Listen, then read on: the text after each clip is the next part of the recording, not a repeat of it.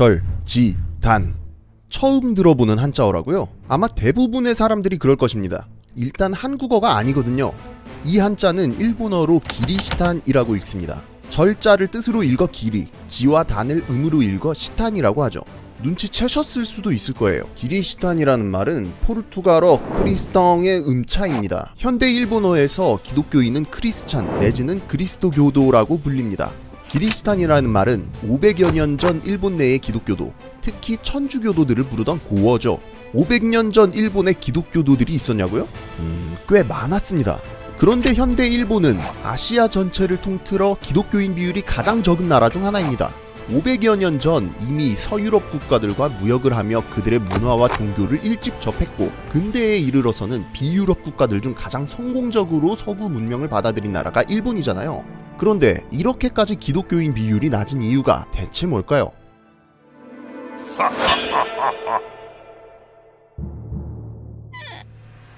500여 년 전 일본은 전국시대 강한 자만이 살아남는 시기였습니다.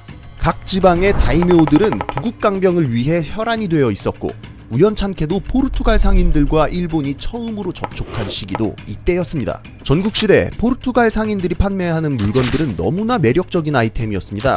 때문에 규슈와 혼슈의 여러 세력들은 너나 할 것 없이 포르투갈, 정확히는 포르투갈령 마카오와 교역을 하고 싶어 했죠. 포르투갈인들은 무역 거점에 성당을 짓고 포교하는 걸 중요시했기 때문에 다이묘들이 앞다투어 천주교 포교를 허용하고 성당 건축을 지원해준 것은 당연지사였습니다. 처음에는 주로 사회에서 버림받은 빈민과 천민들 위주로 천주교를 받아들였으나 어느새 유력한 다이묘들 중에도 세례를 받고 개종하는 사람들이 나오기 시작했습니다. 당시의 일본인들은 다이묘가 개종하면 아래의 백성들까지 다 같이 개종하는 게 일반적이었는데, 이 때문에 기리시탄 영지와 불교 영지는 서로 사이가 안 좋았고 무력 사태도 종종 일어났습니다. 신자가 많아지고 선교사들의 영향력이 강해지자 천주교도 서서히 미움을 받기 시작한 것이었죠. 전국시대의 원탑이었던 오다 노부나가는 무신론자에 가까웠으며 종교에 별 관심이 없었습니다. 그러나 노부나가를 이어받아 일본을 통일한 도요토미 히데요시는 포르투갈을 비롯한 유럽 국가들이 선교사와 천주교를 이용해 일본을 정복하려 한다고 생각했죠.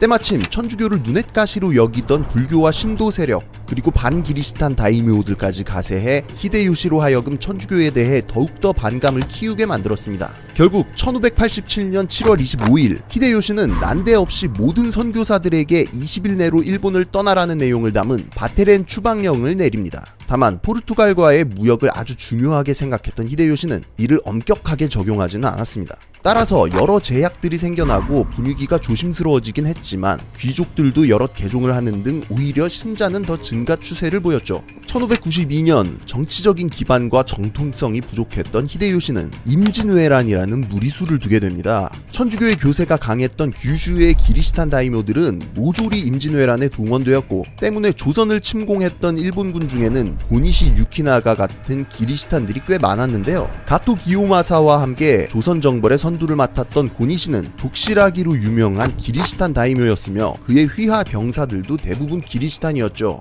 한국인들에게는 악독한 침략군 장수로만 알려져 있지만 오사카에 나병 환자들을 위한 요양원을 건립하고 각지에 고아원을 세웠으며 임진왜란 때 조선에서 전쟁 고아들을 거두어가는 등 종교인으로서는 또 전혀 다른 이면도 있는 재미있는 인물입니다. 히데요시의 바테렌 추방령이 애매하게 시행되었기 때문에 일본 내의 천주교 세력은 어느 정도의 타격을 입고 무사할 수 있었습니다. 이 시기에 에스파냐와의 무역도 시작돼 포르투갈의 영향력이 감소했지만 에스파냐 역시 독실한 천주교 국가로서 선교사들을 끼워 팔기 했기 때문에 아직은 천주교 자체를 적대할 수는 없는 상황이었죠. 그런 와중 일본 정세에 격변이 일어납니다. 1598년 히데요시가 사망하고 임진왜란에서 힘을 낭비한 도요토미 가문이 그동안 관동 지방에서 힘을 키워오고 있었던 도쿠가와 가문에게 무너진 것이었죠. 다이묘들은 도요토미의 서군과 도쿠가와의 동군으로 갈라져 싸웠는데 1600년 10월 21일 세키가하라 전투에서 동군이 승리하면서 전국시대가 끝나고 도쿠가와 이에야스가 쇼군에 등극하며 도쿠가와 막부, 즉 에도 막부를 개창합니다. 서군편에 섰던 기리시탄 다이묘들은 다수가 목숨을 잃었고 영지를 빼앗겼습니다. 서군에 가담했다가 전투에 패배하고 할복을 요구받았던 고니시는 기리시탄은 자살을 하지 않는다며 이를 거부했고 온갖 고문과 조리돌림 끝에 처형당했다고 전해집니다. 옆 동네 다이묘이자 라이벌이었던 가토는 동군편에 섰기 때문에 이후 고니시의 영지를 접수하고 기리시탄들을 대대적으로 탄압했죠. 세키가하라 전투를 전후로 네덜란드와 영국도 일본과의 무역을 원하며 접촉해왔는데요. 네덜란드와 영국은 천주교와 대판 싸우고 갈라진 개신교를 믿는 국가였고 특히나 네덜란드는 얼마 전까지 에스파냐의 식민 지배를 받으며 종교 탄압을 겪었기 때문에 에스파냐, 천주교와는 서로 원수나 마찬가지였습니다. 당연히 개신교 세력과 천주교 세력은 서로를 이단이라고 사악한 종교라고 헐뜯기 시작했죠. 또한 천주교 세력이 일본 내 선교 활동에 열심이었던 반면 네덜란드 등 개신교 세력은 선교 없이 오로지 무역에만 집중했기 때문에 에스파냐인들이 천주교를 앞세워 식민지를 넓히려고 한다는 비난은 네덜란드인들이 써먹는 단골 레파토리였습니다. 도쿠가와 가문 역시도 정토종 불교 가문으로서 천주교에 반감을 가지고 있었고 주변의 불교 승려들, 유학자들, 개신교 무역상 등의 부추김에 이 반감은 더욱 커져갔습니다. 포르투갈의 독점 무역은 옛말이 되어버렸고 네덜란드 개신교 무역상들은 선교를 하지 않았으며 전란 중에 큰 타격을 입었던 불교가 급속히 세력을 회복하고 있었습니다. 영향력 있던 기리시탄 다이묘들은 대부분 전쟁 중 죽거나 늙어서 세상을 떠났죠. 더 이상 선교사들은 필요가 없어졌고 일본 천주교는 바람 앞에 등불 신세가 되어 있었습니다. 그러던 중 결정적인 사건이 일어났는데요. 히노에 번의 기리시탄 다이묘였던 아리마 하루노부가 막부내의 기리시탄 가신에게 뇌물을 주고 영토를 늘리려고 하다가 발각된 것이었습니다. 아버지 이에야스로부터 쇼군 자리를 물려받은 도쿠가와 히데타다는 이에 더 이상은 기리시탄들을 가만둘 수 없다고 생각하여 천주교 박해를 시작하게 됩니다. 1614년 1월 27일 전국적인 금교령이 내려지게 된 것이죠.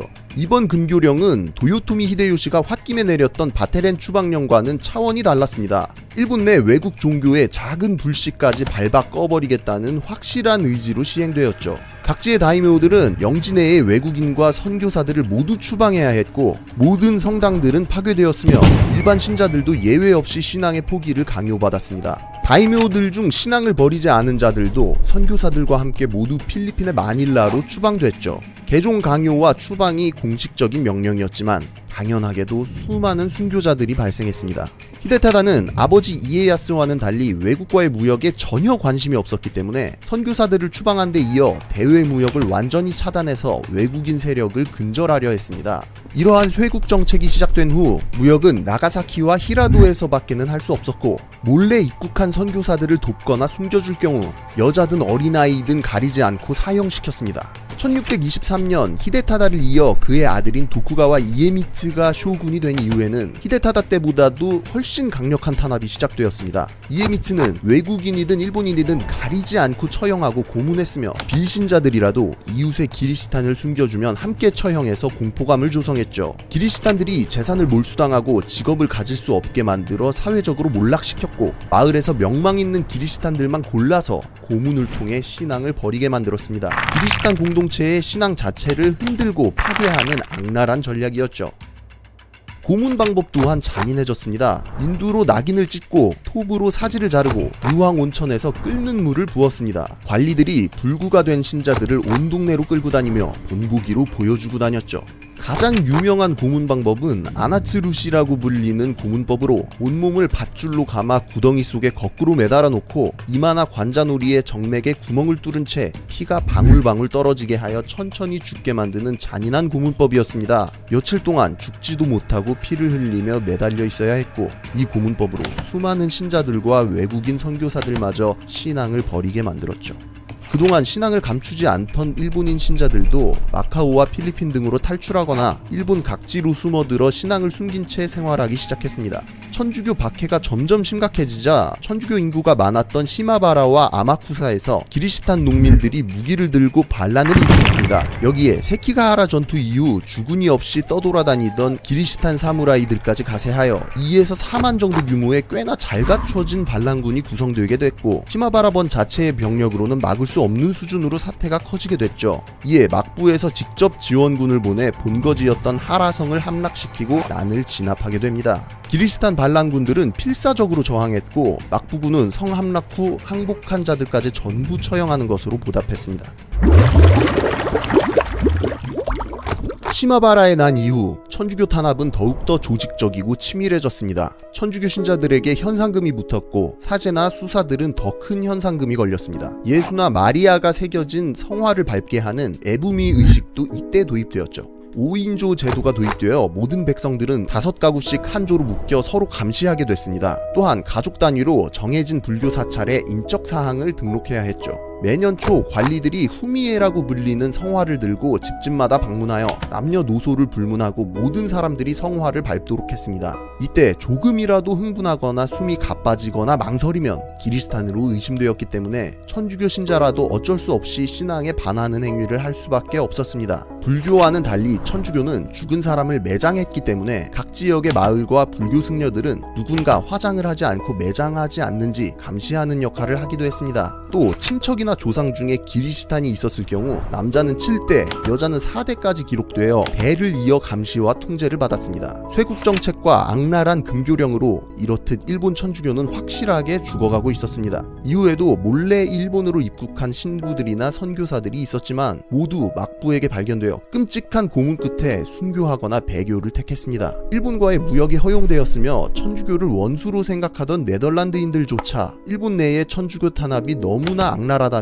혀를 내둘렀고, 네덜란드의 영향력이 미치던 동남아시아 각지에 일본인 기리시탄들이 탈출하여 정착하는 것을 막지도 않았을 정도였습니다. 일본에는 더 이상 천주교 사제가 남아있지 않았고, 로마 교황청은 물론 마카오, 마닐라와도 전혀 소식이 오고 가지 않았습니다. 규슈의 도서 지역에서 살아남은 극소수의 기리시탄들은 평신도들끼리의 전승만으로 신앙을 유지하며 200년이 넘는 세월을 버티게 됐죠. 이렇게 은둔한 신자들은 에도 막부가 열강들에 의해 강제로 개항하게 되는 19세기 말까지도 신앙을 보존하며 살아남았고, 이후 프랑스 선교사들에 의해 1865년 기적적으로 발견되게 됩니다. 이렇게 200년간 중심지와 단절되어 비밀리에 보존되어 온 일본의 기독교도들을 가쿠레 키리시탄이라고 부르는데요. 현재 가쿠레 키리시탄들이 모여 살던 마을이나 그들이 사용하던 성물들은 유네스코 세계문화유산으로 지정되어 있습니다. 악랄한 탄압 속에서도 사제나 성직자가 없는 와중에도 신앙을 지켜나간 인류 역사에 유례가 없는 놀라운 이야기이죠. 이러한 가쿠레 키리시탄들의 이야기도 나중에 영상으로 따로 다뤄볼까 합니다. 지금까지 지식해적단의 키드였습니다.